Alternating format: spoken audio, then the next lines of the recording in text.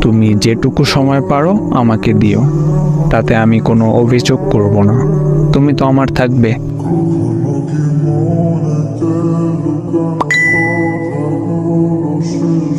আবার ওই ইমোজি দিতেছো কেন?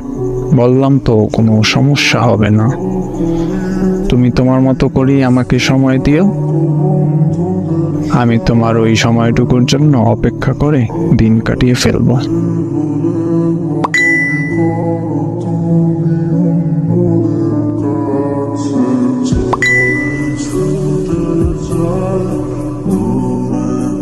এখন কিন্তু রাগ উঠতেছে, ইমোজি দেয়া বাদ দাও।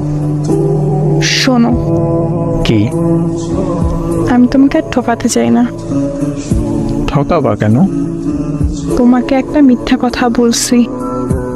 তাহলে সেই মিথ্যা কথার সত্যিটা এখন বলো।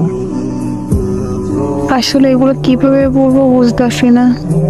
কি সমস্যা সেইটা বলো। আমি আমাদের কলেজের একটা ছেলেকে অনেক পছন্দ করি, আর মিথ্যা কথা বলছি এইটা, এই ফোনটা আমার কাছেই থাকে সব সময়। আমি ওই ছেলের সাথে সব সময় কথা বলি। নিজের অজান্তে ওরা অনেকটা ভালোবেসে বলছি। গতকাল আমি ওরে বলছি সব ঘটনা। ও আমার সাথে সম্পর্ক করার জন্য রাজি হয়েছে। তাই বুকে অনেক হাউস নিয়ে তোমাকে আমি এসব বলতে আসছি। তোমার কথা শুনে হারিয়ে গেছিলাম। এতটা ভালোবাসো আমাকে।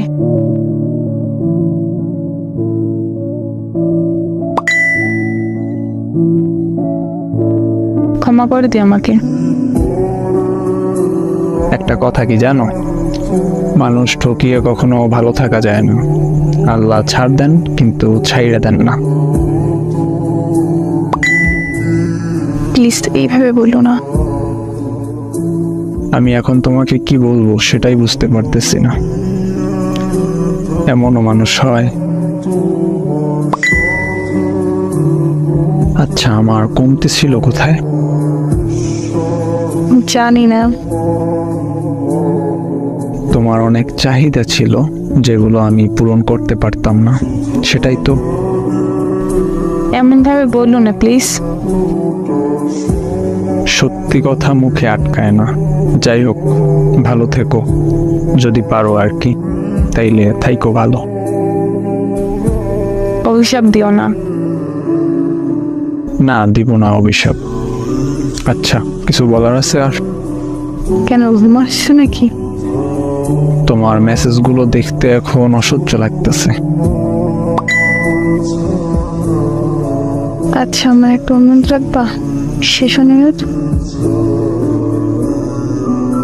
কি বলো? যদি রাখার মতো হয় তাহলে রাখবো। আমার যত ছবি আছে তোমার কাছে সবগুলি ডিলিট করে দাও। আমার নাম্বারটা ব্লক করে দাও। তুমি কি বোকা? তোমার মনে হয় তোমার ছবি, তোমার নাম্বার আমার কাছে থাকবে? সব মুছে ফেলবো এখনই। আমার শহরে বেঈমান প্রবেশ নিষেধ। Good bye.